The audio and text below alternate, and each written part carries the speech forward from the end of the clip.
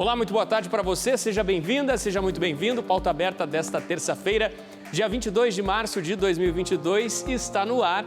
22 de março, Dia Mundial da Água, gente. Data importante para a gente refletir sobre o assunto, sobre como está a qualidade da nossa água e sobre como é importante a gente pensar também em economizar. Este, como vocês viram, será um dos nossos assuntos hoje. A você de casa, sempre ligado aqui na programação da nossa TV Evangelizar, muito obrigado pela sua companhia. Vamos juntos a partir de agora com os destaques desta terça-feira. 27 dias de guerra e o Ministério da Defesa da Ucrânia, em relatório oficial, relata que tropas russas, neste momento, têm combustível e alimento para apenas mais 3 dias em território ucraniano. As cidades de Kiev e Mariupol voltaram a ser bombardeadas nesta terça.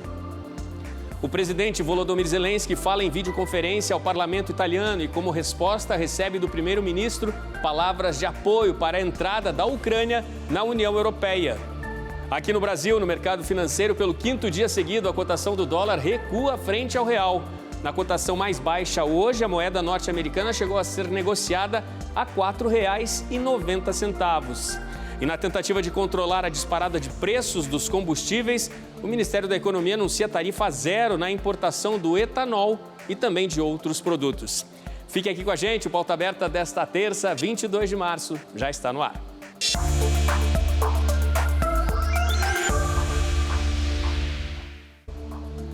Chegamos ao 27º dia de guerra da Rússia contra a Ucrânia. Uma invasão que revoltou boa parte do planeta e, infelizmente, com fortes impactos globais, principalmente impactos à economia, de muitos países.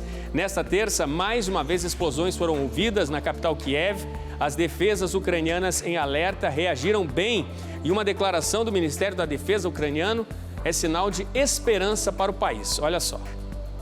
O Ministério da Defesa da Ucrânia, em relatório divulgado hoje, afirmou que as tropas russas que estão espalhadas no país têm reservas de alimento, munição e combustível para apenas mais 3 dias. De acordo com o que acaba de divulgar o governo, os russos tinham planos de instalar um oleoduto nas regiões onde estão com bases para os ataques. Não conseguiram tocar em frente à estrutura. Um dia depois dos ataques à região de um shopping center na capital, essas imagens mostram o tamanho da destruição em todas as estruturas que ficaram no caminho dos ataques russos. E o sofrimento não para. A capital Kiev hoje, mais uma vez, foi alvo de novos bombardeios. No entanto, o Ministério da Defesa destacou o trabalho das artilharias antiaéreas das tropas ucranianas. Disse que ao menos 9 alvos aéreos do exército russo foram atingidos nas últimas 24 horas. Um avião, 6 drones e 2 helicópteros. O mesmo relatório relata outro problema para as tropas russas na região separatista de Lugansk. Por lá, a desobediência civil aumenta entre a população. Ou seja, mesmo numa região considerada separatista e pró-Rússia, muitas pessoas estão insatisfeitas, indignadas com a ocupação. Também vieram fortes hoje novas declarações do secretário-geral da ONU, Antônio Guterres, sobre esta guerra. Ele afirmou que não haverá vitória. Mais cedo ou mais tarde, ela terá de passar dos campos de batalha para a mesa de paz. Isso é inevitável, disse ele. Guterres ainda completou com questionamento: quantas vidas a mais devem ser perdidas? Ele também declarou nesta terça-feira que o único resultado de tudo isso será mais destruição e mais horror, até onde a vista alcança. Ao comentar sobre a devastação da cidade portuária de Mariupol, cercada há quase 3 semanas pelos russos, ele emendou uma pergunta: mais bombardeios para quê? De acordo com autoridades do governo, aproximadamente 100 mil refugiados abandonaram os planos que tinham de deixar a cidade pelos corredores humanitários, simplesmente porque não sentiram garantia de segurança na saída de Mariupol. Esta imagem, compartilhada em várias redes sociais, mostra carros numa fila de estrada, destruídos e sem condições de seguir viagem após ataques russos. Controlar Mariupol para os russos seria a certeza de um deslocamento mais fácil por terra entre a região separatista do Donbass e a Crimeia, também já ocupadas pelos russos. Mas a cidade, apesar da dor, resiste e segue sob comando da Ucrânia. Na cidade de Kherson, novas imagens que correram o mundo nesta terça-feira mostram a reação das tropas russas que, para dispersar a multidão que se manifestava, usaram gás lacrimogênio. Era uma manifestação pacífica ao lado dos tanques invasores. O curioso é que, de acordo com relatos, após a dispersão do gás, os manifestantes voltaram à Praça da Liberdade. Ironicamente, Praça da Liberdade, ponto de manifestação na cidade de Kherson, já ocupada pelas tropas russas. O número de refugiados dispara e leva uma massa humana, principalmente para os países de fronteira, Polônia, Hungria, Eslovênia, mas logo em seguida para toda a Europa. E os impactos disso ainda são imprevisíveis. Já são 3,5 milhões de refugiados, segundo a ONU. Alheias à dor que faz sangrar, mas que não derruba a Ucrânia, as crianças que aparecem nessas imagens são uma dose de força. Escondidas e protegidas nos túneis do metrô de Kiev, elas correm, agitadas, sorriem e se divertem. E nessa inocência típica à idade, deixam o recado mais importante: a Ucrânia vai sobreviver. E há informações de agora há pouco, do jornal britânico The Guardian, de que a cidade de Mariupol acaba de ser, de fato, invadida pelas forças russas. Como vocês viram na reportagem, Mariupol é considerada um ponto estratégico para essa força de ocupação, porque ela liga por via terrestre a região do Donbás à região da Crimeia, já são regiões ocupadas pela Rússia.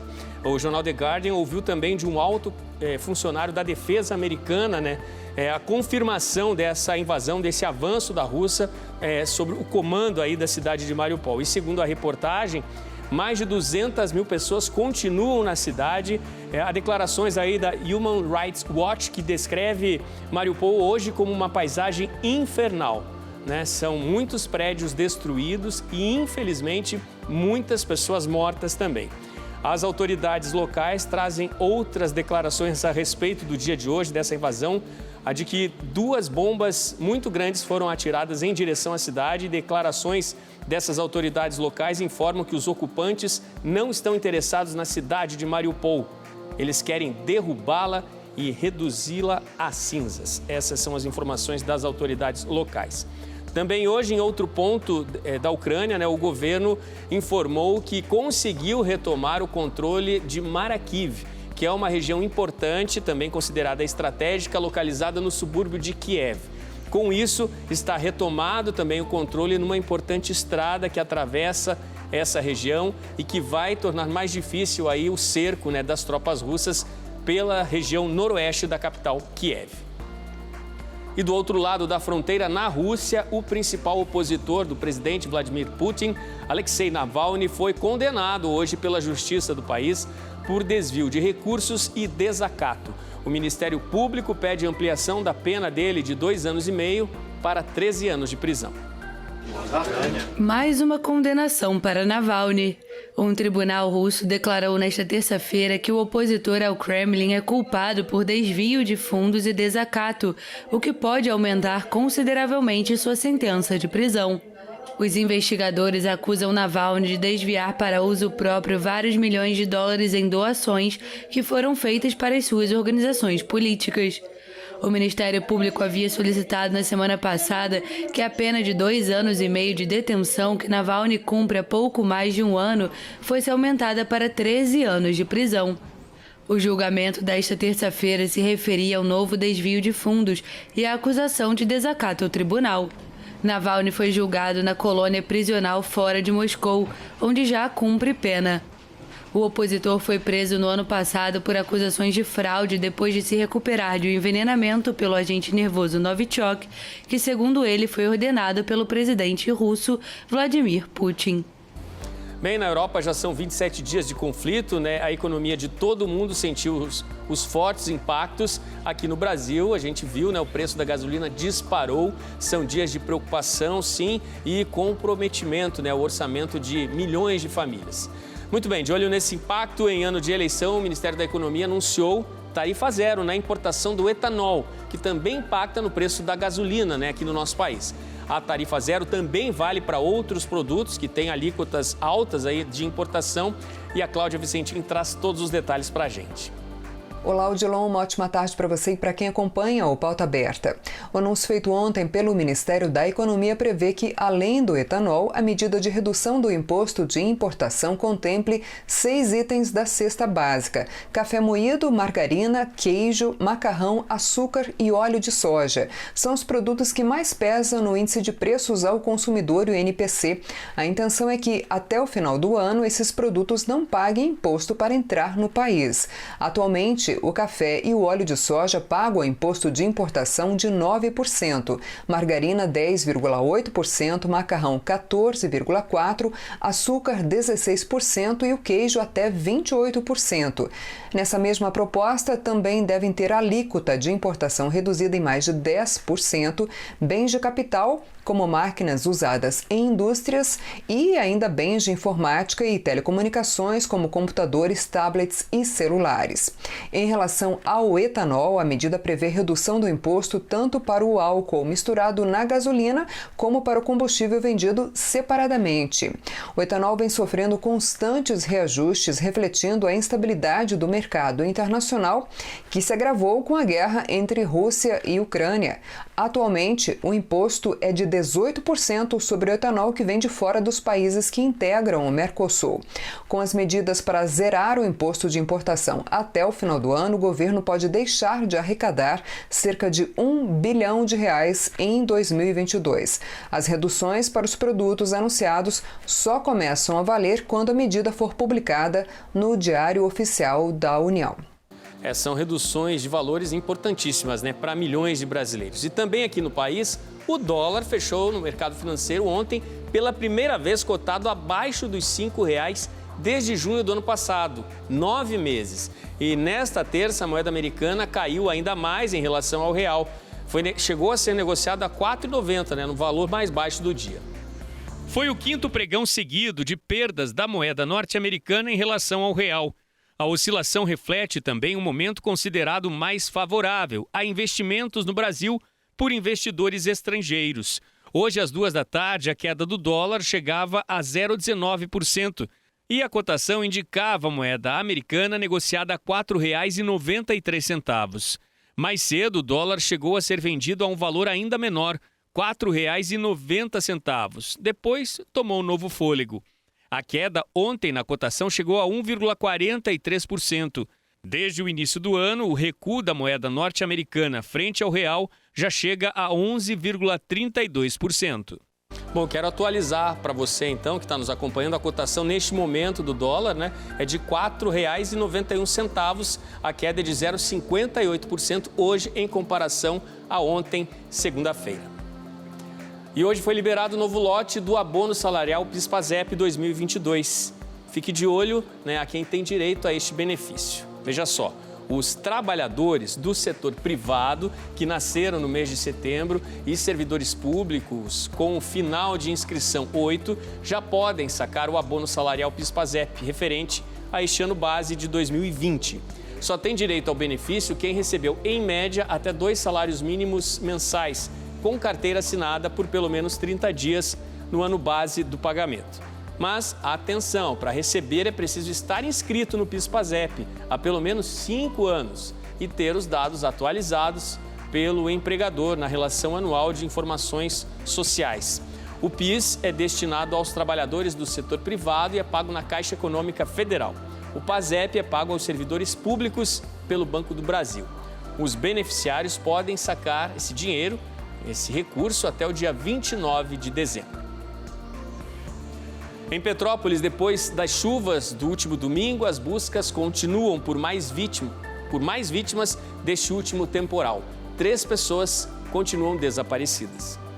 O temporal do último domingo em Petrópolis voltou a assustar os moradores da região serrana do Rio de Janeiro. Uma cratera foi aberta por causa do encharcamento do terreno e moradores ficaram ilhados no bairro Morim, zona sul de Petrópolis. Segundo informações de moradores da região, a rua começou a ceder na madrugada de segunda-feira, depois da chuvarada. As ruas ficaram alagadas e o risco de deslizamentos aumentou. 5 mortes foram registradas até o momento. Entre as vítimas estão o professor universitário Nelson Ricardo Ferreira da Costa, de 59 anos, e a mãe dele, Heloísa Helena Caldeira da Costa, de 86 anos. Os dois estavam na casa da família quando a construção desabou. Nas fotos é possível ver a casa e o terreno antes e depois das fortes chuvas de domingo. Das 5 mortes registradas, 4 vítimas já foram identificadas, mas 3 pessoas ainda continuam desaparecidas. Segundo o CEMADEM, Centro de Monitoramento de Desastres Naturais, o temporal do último domingo em Petrópolis teve o maior volume de água da história em apenas um dia. O índice pluviométrico registrado no domingo chegou a 534,4 milímetros. Conforme o CEMADEM, esse acúmulo nunca foi registrado em nenhuma das estações da cidade. Com o excesso de chuvas, é preciso ter muito cuidado com a situação do solo, que apresenta alto risco de deslizamentos. A Defesa Civil já emitiu 2 alertas sobre os riscos iminentes. Muito triste tudo isso em Petrópolis. Veja no próximo bloco os passos da diplomacia internacional neste 27º dia da invasão da Ucrânia. O presidente Zelensky fala ao parlamento italiano e ganha apoio importante para ingresso do país na União Europeia.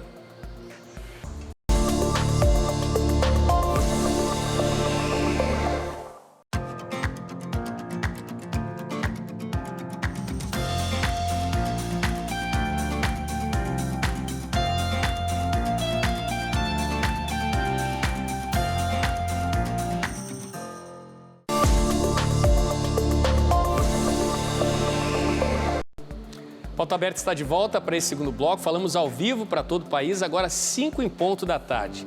E a gente volta a falar sobre a guerra na Ucrânia. Nos bastidores deste conflito, o presidente Volodymyr Zelensky falou hoje ao parlamento italiano e ganhou apoio importante para a entrada do país no bloco dos integrantes da União Europeia. Os detalhes nos bastidores deste conflito, quem nos traz agora é o Jusinei Cardoso, nosso correspondente em Roma. Foi uma videoconferência, este encontro com os italianos. Muito boa noite para você aí na Itália, Jusinei. Olá, Odilon. Boa tarde a você, boa tarde a todos. Isso mesmo, Odilon. Esse encontro aconteceu através do formato de videoconferência na manhã de hoje e reproduz aí um modelo que o presidente ucraniano Volodymyr Zelensky vem utilizando para falar com congressistas e parlamentares de outros países, Hoje pela manhã, na manifestação que fez aos parlamentares italianos, o presidente Zelensky disse que a Ucrânia está prestes a sobreviver à guerra com as forças russas. Ele também aproveitou para alertar que o objetivo da Rússia é utilizar a Ucrânia para avançar para o restante da Europa. Logo depois da manifestação do presidente Zelensky, quem tomou a palavra foi o primeiro-ministro italiano Mario Draghi. Ele disse que a Ucrânia ofereceu resistência heróica e garantiu também que a Itália apoiaria a tentativa de Kiev de ingressar na União Europeia. Mais um país europeu, portanto, que deixa aí clara a motivação e o esforço no sentido de que a Ucrânia faça parte do bloco. Ontem, uma conversa parecida aconteceu com o parlamento israelense, mas aí aconteceu também uma situação de um certo mal-estar. Isso porque, a exemplo dos encontros realizados anteriormente no mesmo formato, com o Congresso dos Estados Unidos e com o parlamento alemão, por exemplo, o presidente ucraniano utilizou a mesma tática, ou seja, utilizar episódios que marcaram a história desses países para fazer um paralelo com aquilo que a Ucrânia está vivendo nesse momento. No caso do Congresso dos Estados Unidos, ele citou aí os ataques a Pearl Harbor e os atentados de 11 de setembro. No caso do parlamento alemão, o Muro de Berlim. E ontem, com o parlamento israelense, a comparação foi feita com o Holocausto. Ele citou esse episódio em diversas ocasiões e gerou um certo mal-estar. Isso porque o Holocausto gerou aí um rastro de mortes de mais de 6 milhões de judeus. E aí, em vez de causar aquela empatia habitual que aconteceu nos outros encontros, o presidente ucraniano errou a mão na avaliação dos especialistas, É claro que os deputados israelenses se mostraram aí solidários, com a cobrança do presidente por aporte de armamentos ao país e pela situação que a Ucrânia vem vivendo de uma maneira geral, mas criticaram aquilo que eles consideraram uma tentativa de Zelensky de reescrever a história. Isso tudo num contexto em que Israel tem um peso importante dentro do atual processo de negociações, até porque atua como um dos intermediadores ao lado da Turquia. O próprio premier de Israel, Naftali Bennett, assumiu esse papel de mediador para tentar encerrar o conflito, sem, no entanto, se colocar aí em confronto direto com a Rússia e com Vladimir Putin em função das ligações históricas que esses dois países têm. Zelensky ontem disse que é possível mediar entre os países, mas não entre o bem e o mal. informal. E aí gerou um pouco de mal-estar. Mais tarde ele reviu um pouco essa postura, baixou o tom e acabou agradecendo ao presidente Bennett, ao premier Bennett, por estar mantendo esse processo de negociações que, inclusive, deve aí assumir outros atores. No final de semana, a Suíça já se colocou à disposição para atuar como intermediadora. Suíça, que historicamente é um país que mantém a neutralidade, que poderia atuar nesse sentido. E hoje, mais cedo, um pedido do próprio presidente Zelensky pode colocar a Santa Sé dentro desse contexto, porque no telefonema feito ao Papa Francisco, ele pediu para que a Santa Sé intermediasse essas discussões, essas negociações. O Papa já tinha se colocado à disposição nesse sentido, a Santa Sé já estava disponível com a sua estrutura para ajudar nesse processo e agora vem esse pedido formal através de um telefonema. No meio de tudo isso, a expectativa agora é pela visita que o presidente norte-americano Joe Biden deve fazer à Europa nesta semana. Ele chega nesta quarta-feira a Bruxelas, onde participa de encontros da OTAN, da União Europeia e do G7, e depois se desloca para Varsóvia, a capital da Polônia. Polônia, que é um dos membros da OTAN, que faz fronteira com a Ucrânia e que, como a gente já disse aqui, foi o país que mais recebeu refugiados ucranianos desde o início dos conflitos em 24 de fevereiro. A intenção do presidente Biden é entender melhor esse contexto no local onde as coisas estão acontecendo e verificar aquilo que é possível fazer em termos de ações práticas da OTAN para poder levar ao fim desse conflito. E essa visita acontece no momento em que as relações entre Estados Unidos e Rússia estão mais estremecidas do que nunca. Inclusive, o Ministério das Relações Exteriores da Rússia disse que os laços bilaterais entre os dois países estão à beira de um colapso depois das declarações feitas pelo presidente dos Estados Unidos, Joe Biden, que chamou Vladimir Putin de criminoso de guerra. Além disso, Biden também disse recentemente que as acusações da Rússia de que os ucranianos têm armas químicas e biológicas são falsas e que isso seria apenas uma desculpa de Vladimir Putin para considerar a possibilidade de utilizar esse tipo de armas nesse confronto contra a Ucrânia, apesar de não ter citado evidências em relação a isso. O presidente dos Estados Unidos também disse que os serviços de inteligência estão percebendo que seria uma ameaça cibernética, como uma resposta a todas essas sanções que o Ocidente vem anunciando contra a economia russa, e que por isso mesmo já alertou as empresas americanas para se prepararem imediatamente para qualquer risco do gênero. Em contrapartida, o Kremlin se manifestou e disse que a Rússia, ao contrário de muitos países ocidentais e dos Estados Unidos, não se envolve em, abre aspas, banditismo a nível estatal, fecha aspas. Ou seja, Odilon, um clima de muita tensão permeando todo esse cenário em que as negociações ainda acontecem. É, tudo muito preocupante, né, o que está acontecendo aí nos bastidores dessa guerra. E uma chuva de meteoros batizada North March Virginids, que acontece de fevereiro a abril, riscou o céu do Rio Grande do Sul. O fenômeno raro aconteceu na madrugada desta terça-feira. Olha só, o céu do Rio Grande foi iluminado, por duas explosões seguidas do meteoro batizado Fireball, que caiu no oceano perto do município de São José do Norte. Os dados são do Observatório Espacial Heller e Young, de Taquara. As explosões foram registradas nas imagens feitas pelo professor Dr. Carlos Jung. De acordo com o estudioso, esse fenômeno foi o primeiro registrado neste ano de 2022. Mas no ano passado ele também aconteceu e apenas uma vez, como está acontecendo agora. Entre os mais de 18 mil meteoros que riscaram os céus do nosso planeta, apenas um episódio, por exemplo, registrado no ano passado. E hoje é Dia Mundial da Água e você anda fazendo a sua parte? Nesse dia que é tão especial, a gente te conta na reportagem que você vai ver agora como está a situação hídrica no país. Está presente em nosso corpo, nos momentos de distração, no transporte, em tudo. Boa parte está nos oceanos e cerca de 1 sextilhão de litros de água que cobrem o planeta Terra, apenas 2% dessa água é potável. E a qualidade? De acordo com o levantamento da SOS Atlântica, a nossa água não anda num bom cenário. Um retrato das bacias hidrográficas da Mata Atlântica, um dos biomas mais ameaçados do país, que concentra 70% da população brasileira e tem apenas 7% de pontos de água considerados de boa qualidade. Mas nem tudo gira em torno de más notícias. O levantamento ainda mostra que há qualidade na água em outros 13 pontos analisados. Um que se destaca é o Lago Ibirapuera, onde saiu de uma qualidade regular e foi para boa. Já no Paraná, não se trata de qualidade e sim de quantidade. A barragem do Iraí, uma das 4 que abastecem Curitiba e região metropolitana, atingiu ontem a marca de 100% de sua capacidade de armazenamento.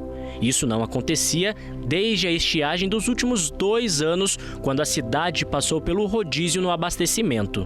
Por isso, nesse dia tão especial, não podemos brincar. Precisamos refletir e principalmente cuidar, porque tem bastante, mas pode acabar. Temos que cuidar. E o tema, deste Dia Mundial da Água, neste ano, é águas subterrâneas, tornando o invisível visível.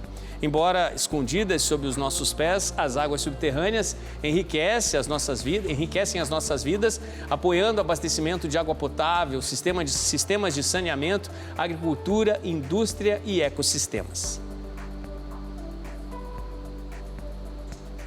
Falando então sobre esse dia 22 de março, eu gostaria que o senhor falasse um pouco sobre as questões de preservação desse recurso hídrico, principalmente nesse momento em que nós estamos vivendo no mundo. Bem, na verdade, as pessoas só dão valor àquilo que perdem. E como tivemos uma crise hídrica muito acentuada recentemente, várias cidades tiveram que racionar o uso da água. E algumas cidades importantes, como Curitiba, vem racionando já há mais de um ano. Não tem água nas torneiras todos os dias. Isto faz com que as pessoas parem para pensar um pouco. O que está acontecendo? Por que isso está acontecendo? Alguns anos atrás, São Paulo viveu uma crise hídrica muito intensa e muitas empresas que precisam de água no processo produtivo tiveram prejuízos. As pessoas consideram a água como sendo algo que não custa nada e que está disponível para a gente. Mas ela é um recurso finito, é um recurso natural limitado. E se nós a utilizarmos de maneira indiscriminada, vai faltar, não só para nós, mas vai faltar principalmente para as gerações que vêm depois de nós. Existem desafios para que as pessoas tenham acesso a essa água potável e também ao saneamento básico. Essa é uma necessidade que a gente consegue identificar não só aqui no nosso país, mas em todo o mundo. Uma coisa que me chamou muita atenção, eu fiz trabalho voluntário na África, em alguns países, Uganda, Ruanda, Sudão, e a água, para poder ser consumida, precisa primeiro ser fervida, porque ela não é segura, ela não é saudável. Imagina, em países onde o calor é muito intenso, eles são obrigados a ferver a água, e eles não têm energia elétrica, eles não têm geladeira para resfriar. Às vezes as crianças têm que tomar água ainda quente para poder matar a sede. Aqui a gente não tem esse problema e a gente não dá valor para isso, mas são bilhões de pessoas no planeta que não têm acesso à água limpa para poder beber, para a sua sobrevivência. Então, nós devíamos valorizar isso. E eles não adianta economizar água aqui, não vai resolver o problema deles lá na África. Isso não é desculpa para nós usarmos de maneira inadequada, até porque a crise hídrica está nos atingindo aqui também. Bom, então nesse 22 de março, que é o Dia Mundial, eu acho que é importante a gente lembrar que a data é hoje, mas esse cuidado e essa consciência deve acontecer todos os dias. Tem muitas formas da gente usar a água de maneira responsável em casa, né? Se você encurtar um pouquinho o banho, só um pouquinho. Se você lavar a cabeça com a torneira desligada, assim, enquanto coloca o shampoo, e tem uma série de outras maneiras simples.